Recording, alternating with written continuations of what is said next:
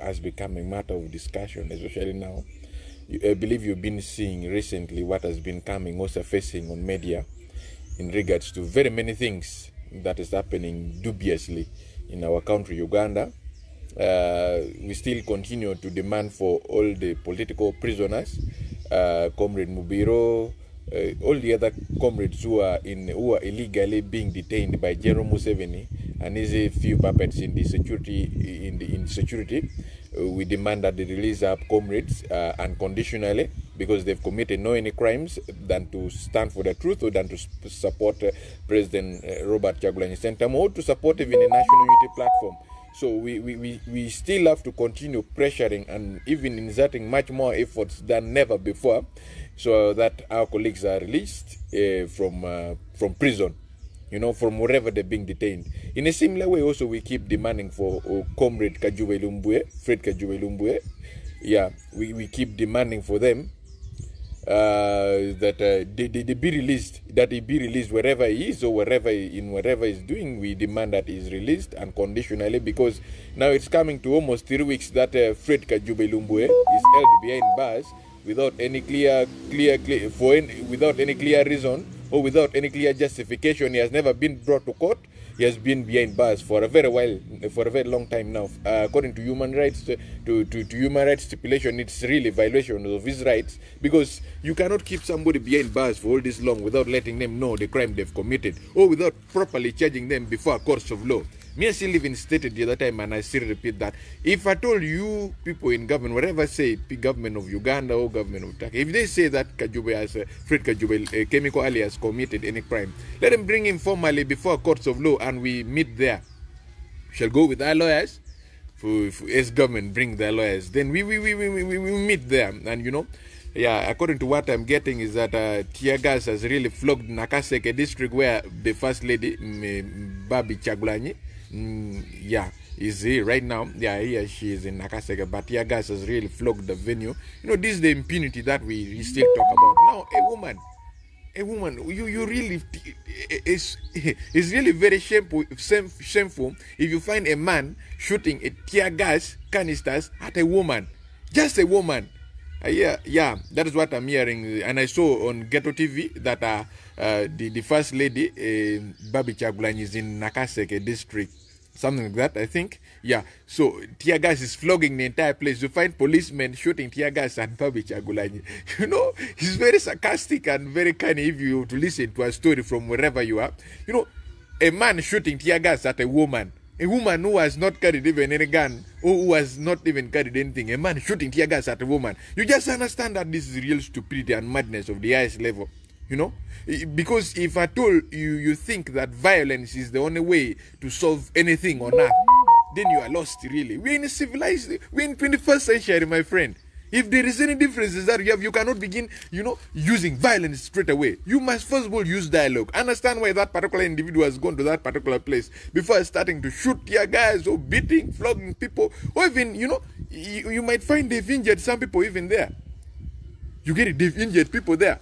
So the issue of shooting tear gas, issues of violence is so common. The police of Uganda think that violence is the solution to everything. That's what they're taught, and that's why I think sometimes all guys in police need to be taken for refresher courses to understand what the role of police is. Because I'm telling the truth, there are people who are misplaced in security, by the way. They're misplaced in police, they are misplaced everywhere, in every government offices that they find themselves, because they don't know what they're supposed to be doing there. So they end up messing up everything and using, whatever. In police, you shouldn't. Actually, police is supposed to keep law and order, but not to break law or to follow law and order from above. There are some people who think they're demigods in this government because they've grown long horns. They think they can give directives that I want it to be done this way and it's done that way. And there are idiots who are supposed to follow, like these police whom you see them shooting people around or tear gassing people and all those stuff. Anyway, coming back to the issue of the COVID relief fund for the vulnerable persons, let me say, like across the country. You saw what Nabanjas did. I criticized this from the beginning. I said this was a political gimmick, and it would end just in air without any proper accountability. You saw, actually, in the list of COVID beneficiaries in Gulu, You saw the other Oloya guy. The other guy is the other guy whom the Nabanjas claimed it was he was a border rider. It turned out that the guy is not a border rider. Actually, two people have been shot on the legs with the tear gas. Wow, this is serious. This tear gas thing is serious. They have shot again 2 people with the tear gas. On the legs. I think they've injured 2 people on the legs. Let me hope that is not the first lady. Even if those are colleagues also whom they shouldn't be injured, they have injured already 2 people again with tear gas. Why is it that police of Uganda like using violence and they don't know, they don't prefer to use a peaceful approach of negotiating and discussing out things and all those stuff? Anyway, so I was still telling you that the issue of COVID-19 relief fund for the vulnerable persons in Gulu. Let's talk in the perspective of Gulu. I saw a list from Gulu. I saw even the personal assistant to the mayor of Gulu City. His name is in the Gundi, is in the list of the beneficiaries. The other lawyer is the personal assistant to the mayor of Gulu City. Even I saw the name of the mayor of Gulu City somewhere involved in that, including that list of the beneficiaries, the 100,000 shillings of the COVID-19 relief fund. In Gulu City was among the towns chosen or gazetted to be to receive the COVID-19 relief fund. So I saw the names of the personal assistant to the mayor. That Oloya guy who claimed to be a border man. It turned out that the Oloya is the personal assistant to the mayor of Gulu City. In the list of the people to receive the COVID-19 relief fund, which was 100,000 each. I still say that this was a political gimmick from the beginning, and I still stand my ground. This was a political gimmick. It was not something, not a package to help anybody in northern Uganda here. It was not a package. Across the country. First of all, the procedure in which, you see, Nabanja came with some very childish statement that if they check your mobile account transaction and they find out that you've transacted something more than 1 million shillings or more than 500,000 shillings, you will not receive the COVID-19 relief fund. And they gave the thing, I said, to 500,000 people. You see, 500,000 people are the only people who are sick, or are the only people who are really vulnerable in Uganda. Yet you find in Acholi sub-region, the poverty rate climbed, actually is the highest in Uganda, with around 67% in Uganda, followed by Karamoja. Even Karamoja is doing better than Acholi sub-region. This time round, in the latest UBOS report, according to the poverty entrenchment into the community. So you understand what is really happening in Uganda. So the scenario like this in Gulu, I stated that, these people here, now, first of all, government doesn't have any statistics of people who are poor. It doesn't have. These are things that are on air. They just estimate. They just, this, at a certain point they started clinging to this thing of to UBOS, that they will use UBOS report to identify the poor people or to differentiate between the poor people and the rich people. But UBOS did that for them. They did not get a report to show that Gundi. They just only did estimation. Theirs was more about estimation. They reject. So now they did not have any ground. They started using this LC1, this NRM LC1, because almost 70% of the LC1s in Uganda, around 60%, over 7 are NRM guys. How the elections for LC1s happened. So they started using LC1s. Now LC1s took advantage of that. They wrote the names of their relatives, their wives. You find in a family of LC1, or if the LC1 has like 16 people in his family, you will write all their names and say this one is a market vendor, this one is a border, this one is a what. You will write all their names, and those people's names, actually they wrote their names, and those people, and all of the family members got the money. But you find in a family whereby there are real poor people and vulnerable people who are supposed to receive the COVID-19 fund, they were excluded. Actually, they were sidelined and they did not receive the money. So in a scenario, you find the personal assistant to the mayor of Gulu City in a list of people to be of the beneficiaries, or the people who received 100,000 shillings, including even the mayor's name in a list of the people who received the 100,000 shillings. You understand the impunity which was involved in the collections, in the data collections of the list of the vulnerable people. You really clearly understand. Museveni stated one time, you see, this whole problem started, and before even we go to that, you remember at a certain point, Nabanja came out, or a team from Ministry of, from the Prime Minister's office came out and stated that the list of the people, in the list of the people who received the money, there were around 60,000 people were doubled. Actually, 60,000 people received the double money. That 60,000 people received the double money. You understand that these are real. You know, let me tell you, the issue of Museveni one time stated that for him, he's making a cabinet of fishermen. He thinks he's another Jesus. That Jesus appointed his disciples from, let me say, among the disciples, I mean, the apostles of Jesus, the 12 apostles, there were fishermen, there were tax collectors, there were what? So Museveni thinks he can create a sober cabinet from let me say, like he could create in a format that Jesus used. You see, the biggest problem and the biggest challenge that we've been having in Uganda is that people are appointed ministers are appointed for ministerial position in the field that they've never studied. They even don't know anything about. Now you find the other guy. You saw what the former babysitter was saying. The other guy, Minister of Oriem, was talking about. You really understand? Is this person really knowing what he's talking about? Oh, he's talking because media has come to him. Oh, he wants publicity. Now, you find in Abanyas, out of excitement, they come out and say that, you know, we are going to track if you've transacted more than 500 shillings on your mobile money, you won't receive the goods. First of all, there is what we call the Data Protection Act, which deters Airtel Uganda or MTN Uganda or any telecommunication mobile company, because by the way, your transaction is only with the telecommunication mobile companies. Let me say like MTN has your data, or now you have transacted your thing. Airtel has your data for so long. Your personal data track record of transaction, whether it being when you transacted or when you received or when you sent which amount of money. So first of all, constitutionally under the Data Protection Act, it prevents the MTN, the Airtel, similarly the UTL, or whatever they call themselves, those telecommunication mobile company, from sharing personal data of their consumers with the third party. I knew that Nabanya was saying that aspect of his making that statement out of excitement because she had gotten access to media. So she wanted to show that she is the prime minister, how she's talking with authority. But she did not understand that there is what called AMATECA, the Data Protection Act, which protects every citizen and prevents MTN, prevents Airtel, prevents UTL from sharing the data of their customers or the consumers of their product with the third party. So I knew that would not happen. So these people actually went for gambling. They gambled with the data of the people to receive the COVID-19 relief packages, which was only 100,000 shillings. Imagine. So now, let's say 500,000. Let's say, for instance, 500,000 people received the money. Still, my grounds to that was real wastage of resources and wastage of time.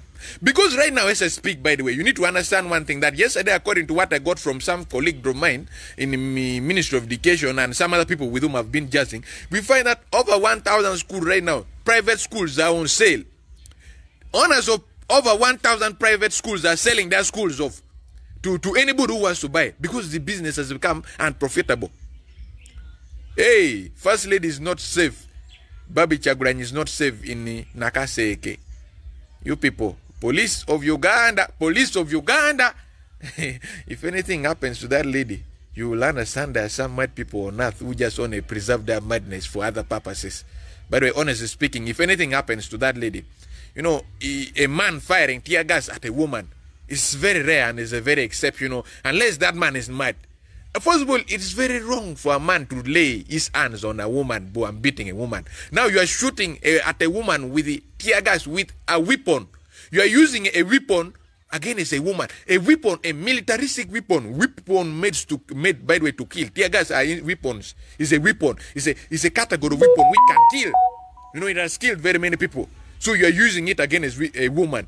Anyway, that is something that we are waiting for feedback from there to understand what really transpired there and what is really happening there. If anything happens to that lady, you just know that it's going to be a very bad thing it's going to be bad news for the police or for the security. If for them they think everything is about firing, tear gas, shooting, killing, and all those stuff, kidnapping, brutalizing, even, you know, torturing, you know, that's what for them they've been taught to do. They were not taught how to talk to people. In conflict resolution, you must understand something, that before even using much more force, you must first learn dialogue, because we believe that dialogue is the best solution to any conflict.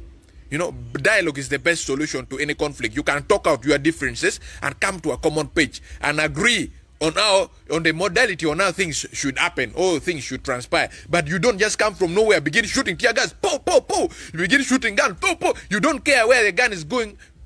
you know, you don't care where the gun is going, or who the gun is, who the bullet is touching or is reaching to. You don't care, for so long as it has gotten out of the nozzle of your AK-47 or your whatever weapon.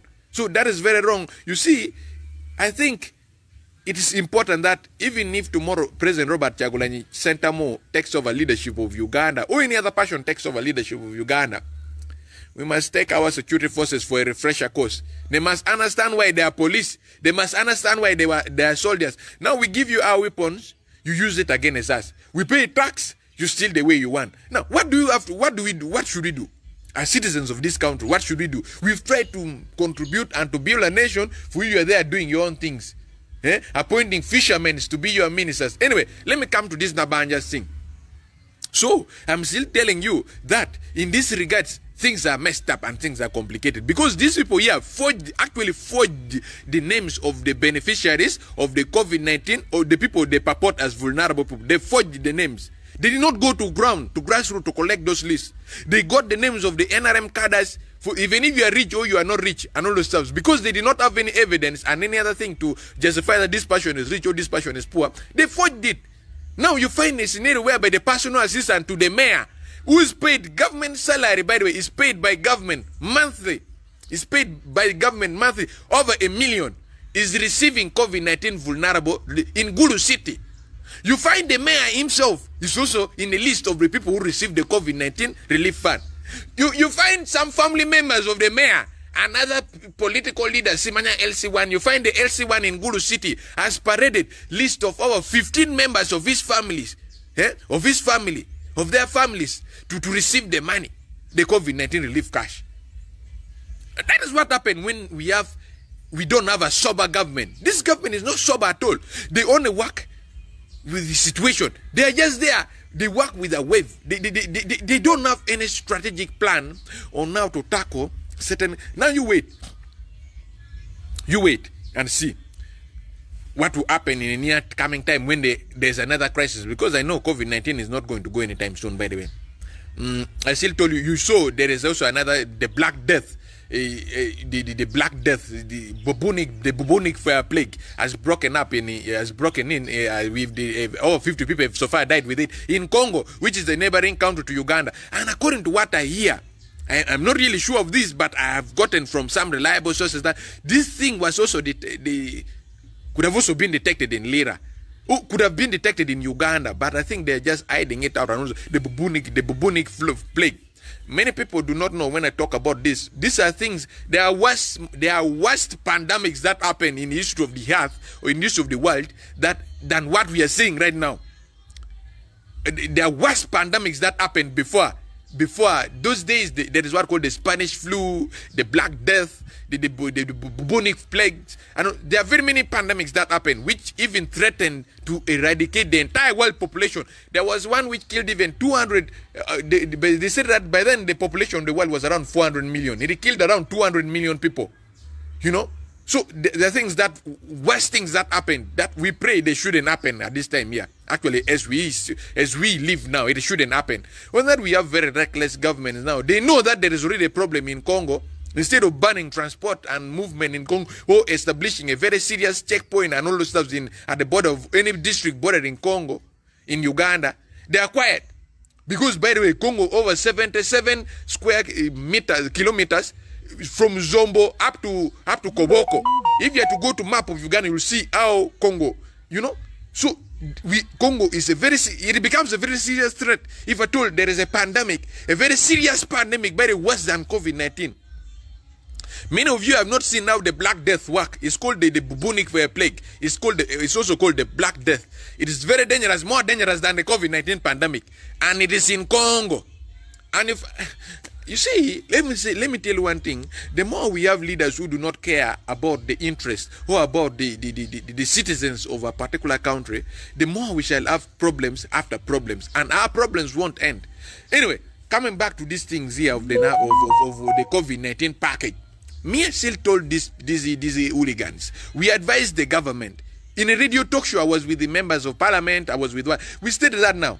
There are over 1,000 schools, private schools, which are being sold. They are being mortgaged because they have failed to produce money to pay loans. You know how private schools work? The owners of the private schools go to the banks and borrow money. When they borrow money, they go and invest that money in the schools, let me say, to run day-to-day activities of the school. And some of them, of course, they use it to benefit and develop themselves. So when students go to school, the students pay tuition or school fees, and that is how they pay back the loan that they get from the banks. Now, for over 3 years, schools have been closed, and there is no any proper plan on how schools will be reopened. The future, they say, education is the key. Education is a key to success. Is the key to success. But in Uganda, for over 3 years, people have not been studying. They've been gambling with education, actually, in real sense. You know? They've been gambling with things. Everything is just messed up and everything is not clear. You just hear this person talks like this. Now, if you know that the teachers were supposed to be vaccinated first, how can you go and vaccinate soldiers? How can you go and vaccinate politicians? How can you go and vaccinate? How can you rush to vaccinate people who are not so much important in the status quo? You leave out the children, you leave out the students, you leave out the people who are supposed to be in school, you leave out the teachers, and now from nowhere you've been coming that you want to vaccinate the teachers, or all the teachers and all the pupils all before the schools are reopened. So that means, and right now as I speak, they are on 1,000. Same is it 300 and Gunita. Uganda has never bought any COVID-19 vaccine. We are only borrowing, begging COVID-19. For how long will we beg and borrow to reach that maximum of these teachers being vaccinated and the students being vaccinated for schools to resume normally? Because we have not even vaccinated 1 million population, by the way, with a full dose of COVID-19 vaccine. As I still told these people, I was still telling these Americans, these whites who are producing these vaccines, they must know that if for so long as, even if they vaccinate even the dogs and everything in their country, for so long as Africa hasn't received the vaccine and hasn't been there will be still a threat to humanity. Because COVID-19 will not go. By the way, COVID-19 is a very funny thing. It mutates. It changes according to environment. So that is why the Delta variant comes. The Delta variant did not come from nowhere. It came because COVID-19 virus mutated after reaching Africa. It mutated and into something else, which is even more resilient to the other earlier Gundi. The other is similar to the Moderna, the what and all stuff. It is a different shape. So I'm telling one thing, we need to learn how to coexist as humanity in this globe. Regardless of the continent in which we find ourselves, everybody needs a vaccine. Every citizen, global citizen needs a vaccine. Let's learn to share. Let's learn to also, to support each other. It's unfortunate that in our Uganda, our man, this old man here is drunk in power and is busy bribing generals. You saw the other time that UPDF spent over 142 billion shillings in maintaining the lockdown that happened, that have just been concluded. That they spent, is it 42 billion shillings? 42 billion in maintaining the lockdown or in containing the lockdown that just happened previously. So just show you on what? On buying sticks to cane to flog citizens? On what? Because, like, honestly speaking, UPDF spending 42 billion on just within a period of 42 days. What would they have used that money for? UPDF is not even, and you see, this is really a very funny thing. We need to pray for Uganda, and they still say that it's your responsibility, your country is your responsibility at whatever cost, and in whatever you do, and in whatever decision that you make. The more you keep abandoning it, or you keep sidelining it, or you keep not talking about it, the more things will turn out in bad news tomorrow for you and for me and for anybody who is a citizen of this particular country. So, at this time, there are three things. One, we want all the political prisoners released unconditionally. That is very serious and is paramount. And everybody should continue demanding for the immediate release of these political prisoners. We want all the political prisoners released unconditionally. From Mobiro, from whoever has been detained behind bars for unclear circumstances must be released unconditionally. We want Fred Kajuba Lumbwe released, dead or alive. If he has any criminal charges, let's go to court. We meet in court. We shall come with these lawyers. You government guys, you come with your lawyers, and we meet in court. If at all. Two, we want a clear plan on how schools are to be reopened. Then three, we need the insolvency law amended. The insolvency law, the bankruptcy law, the law that will help protect the debtors from the money lenders. These commercial banks, these foreign commercial banks we have in Uganda have become a serious nightmare to Ugandans. They are busy taking our things. They are busy, everywhere you go. The other day I was doing an evening walk in Gulu City. Over 9 places, which are even almost close to each other, you find bank property. In the middle of COVID-19 pandemic, So this is something that we need, the government and parliament needs to intervene about. We need to have a clear plan on how to address this crisis. Because, I'm telling one thing, the situation might turn very hostile, by the way, tomorrow. In the near time, the situation might turn very hostile. Still, also in the same way, we continue praying for the souls of those who have departed, especially the elites who have died with the blood clot. You find people like Brigadier General Mayombo died with the blood clot. Dr. Cyprian Kizito Luanga died with the blood clot. General Paul Lokej yesterday died with the blood clot. People are dying with either blood clot. The other general died of a toothache. The other one, Museveni says he died of a toothache, according to what the doctors say. So people, even toothache right now is killing people in Uganda. That is how situation has become even more dramatic and complicated. Toothache, which used not even to kill people 1,000 years ago without even medicine. By the way, we never used medicine for toothache. But now toothache is killing people in Uganda. This is serious. Blood clot has become a serious disease for elite, for generals, and for the elites, like big people or influential people in the country. Blood clot has become a very serious disease to them. It's killing people everywhere. We need to pray for their souls. We need to pray for Uganda. We need to pray for our country. We need to pray for our future as the citizens of this country. Because where the country is headed to, I'm telling you, it's going to be a very tough time. The way I see. Because we have reckless people running the country. If we had sober and open-minded colleagues running and managing the country, we would be really not so much afraid. But now we have reckless people and thugs and very corrupt and evil-hearted people running the affairs of the country. So that shows you where we are headed. At the end of the day, the backfire will be felt by the common man on ground. Omuntu wa wansi will suffer the thing more than any other person. So let's continue praying for our country.